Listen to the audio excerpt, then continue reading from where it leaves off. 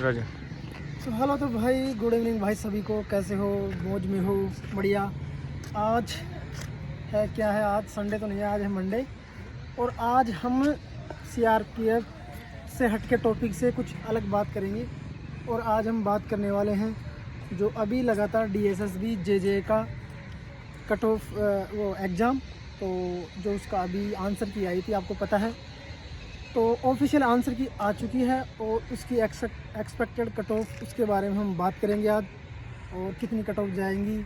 और पता है सबसे बड़ी बात, जो आरटीआई का रिप्लाई भी आ चुका है, जो ऑथेंटिक है बिल्कुल।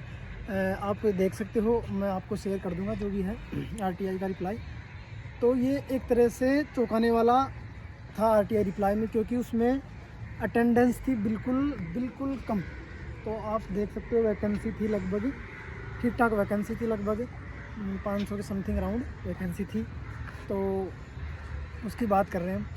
तो देखो, लगभग अपनी बात करें सबसे पहले यूआर कैटेगरी की। तो यूआर कैटेगरी में अपनी टोटल कैंडिडेट की बात करें तो अपना वो रहा था 41.47 ये अटेंडेंस रही है। टोटल एग्ज़ाम अटेंडेंस ये रही है।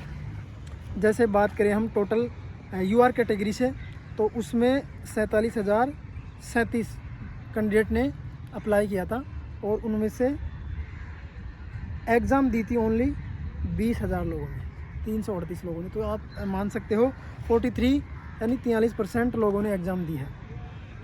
और इसका जैसे ओबीसी की बात कर लें हम, 17,550 कैंडिडेट ने फिलअप करा था। और इसमें आरटीआई के रिप्लाई में 8,876 कैंडिडेट अपीयर हुए थे। ईडब्ल्यूएस में थे 8,424 कैंडिडेट, 4,032। और एससी की बात कर ले तो 28,000, तो उसमें से अपीयर थे 10,000। और एसटी की तो बात ही कर ले तो 22 का तो कुछ अलग ही है, 10,000 थे। और ओनली 2600 कैंडिडेट अवेलेबल हुए थे एग्ज़ाम अब के लिए अपीयर हुए थे। तो यानी हम ओनली 26% अपीयर हुए थे। तो आप इससे मान सकते हो कितना अपीयर कैंडिडेट एक्सपेक्टेड चौंकाने वाला है। तो आप ये मान सकते हो, जैसे पिछली बार कोरोना की वजह से थोड़ी चीज़ें हो गई थी, मतलब एक्सपेक्टेड अलग ही थी लेवल में। तो उस पिछली बार था 15 टाइम्स, मतलब 15 टाइम्स से बाहर लिया था, बच्चों को बुलाया था, क्योंकि इसके बाद डेस्क्रिप्टिव होना था, फिर उसके बाद टाइपिंग है, फिर उसके बाद इंटरव्यू है। तो लगभग 4 ईयर है। तो आप मान सकते हो जिसका भी एग्ज़ाम दिया था, तो आप मान के चल सकते हो कि जिसका दिया था वो एग्ज़ाम निकलने का चांसेस बहुत ज़्यादा है। और डेस्क्रिप्टिव लगभग रिजल्ट आने के तुरंत बाद हो जाएगा। तो जैसे हम टोटल बात कर ले तो टोटल कैंडिडेट थे 1,12,000 ने फॉर्म किया था फिलअप, और अपीयर हुए थे 46,449। तो ये थे। और इस बार ले रहे हैं, आपको पता है, 25 गुना, क्योंकि कोरोना की वजह से, उस टाइम कोरोना की वजह से देखते हुए, कोविड को देखते हुए तो कम थे। और इस बार 25 गुना का लगभग मान के चल सकते हो। जैसे एक सीट पे आपको बता दूं, जैसे एसटी कैटेगरी का लगभग 1600 बच्चों को बुलाना है सीटों के हिसाब से, क्योंकि उसकी सीट थी 64 वैकेंसी।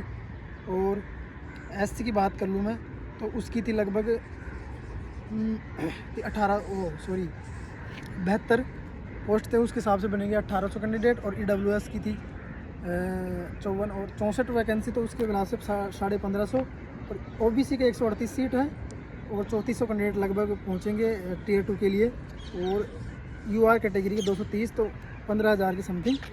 तो एक सीट पे यूआर का मान के चल सकते हो आप, यानी कि 3 बच्चे हैं एक सीट पे, यानी कि 3 बच्चों का देख लो रेशियो है कंपटीशन।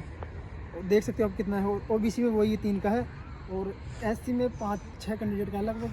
तो इससे ये अंदाज़ा नहीं है कि 6 कैंडिडेट है तो कंपटीशन बढ़ गया। कंपटीशन वाली कोई बात नहीं है, क्योंकि आपको पता है डेस्क्रिप्टिव इंग्लिश में होना है और पेपर भी आपको पता है पूरा इंग्लिश में हुआ था।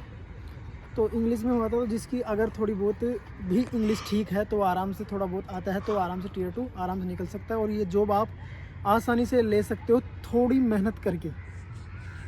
तो ये चीज़ें थी और ये चीज़ें बताने आया था। और लगभग एसटी के लिए तो लगभग 2 कैंडिडेट है। मान लो आप एसटी के लिए, तो कितनी बड़ी अपॉर्चुनिटी है। अगर जिस भाई ने किसी ने भी एग्ज़ाम दिया है तो वो सोच लो, बहुत बड़ी अपॉर्चुनिटी है। जे की आपको पता है 30,000 कोर्ट, दिल्ली हाई कोर्ट, इन सभी में वैकेंसी रहती है। और ये 2800 पे ग्रेड के अराउंड इसकी पे स्केल है। तो दिल्ली में ही है पूरी जॉब, इसके लिए आपको पता होनी चाहिए। तो सैलरी अच्छी खासी बन जाती है इसमें, 50 से तो अपर ही बनेगी। तो HRA वगैरह सब कुछ अलाउंस वगैरह मिला के आपको ठीक ठाक, जैसे अगर आप इर्द गिर्द बिलोंग करते हो दिल्ली के तो आपके लिए सूटेबल जॉब है ये। तो ये चीज़ें थी जे कट ऑफ। तो ये कट ऑफ बता ही दिया मैं। 5 मिनट। तो कट ऑफ की बात कर लूँ ना, जिसके 50 प्लस बन रहे हैं जैसे कैटेगरी वाइज, और जैसे मैं जनरल की बात कर लूँ, जनरल में अगर आपके 65 के अराउंड बन रहे हैं तो आराम से आप Tier 2 की प्रिपरेशन में अभी से लग सकते हैं, क्योंकि बाद में आपको टाइम नहीं मिलेगा। फिर बाद में बोलोगे यार टाइम इतना एक्सटेंड करो वो करो। तो और EWS के भी 2-4 कम मान लो उससे, और OBC की तो 60 के राउंड मान लो, और SC की आपको पता है जैसे 3-4 और 55 के राउंड, और ST के अगर आपके 50 नंबर बन रहे हैं तो आप बेफिक्र होकर तैयारी कर सकते हो। अगर आपके पास कोई सरकारी जॉब नहीं है तो इससे बड़ा ऑप्शन आपके पास नहीं हो सकता।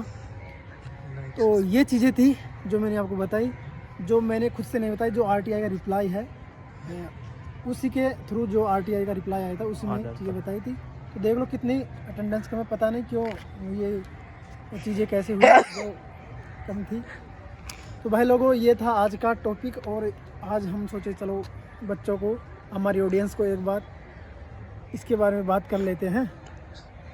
तो चलो, तो अगर कोई कट ऑफ से रिलेटेड कोई डाउट हो, या फिर कोई जैसे डेस्क्रिप्टिव से रिलेटेड भी, या टाइपिंग से रिलेटेड कोई क्यूरी हो तो ज़रूर बताइए। हाँ, और मेन बात इसमें आपको पता है टाइपिंग का 40% आपकी टाइपिंग होनी ही चाहिए, और एरर 5% से ज़्यादा नहीं होनी चाहिए, क्योंकि आपको पता है टाइपिंग में बहुत आउट हो जाते हैं। जैसे आपको पता है CRPSC में भी वही टाइप का पूरा खेल था।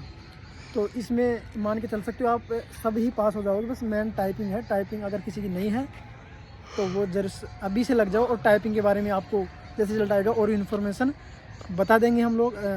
तो ये चीज़ें थी। तो ये पूरे मिला के सार यही निकलता है कि भाई बहुत अच्छी ऑप्शन है आपके पास, अभी लग जाओ अगर आपके पास जॉब नहीं है तो।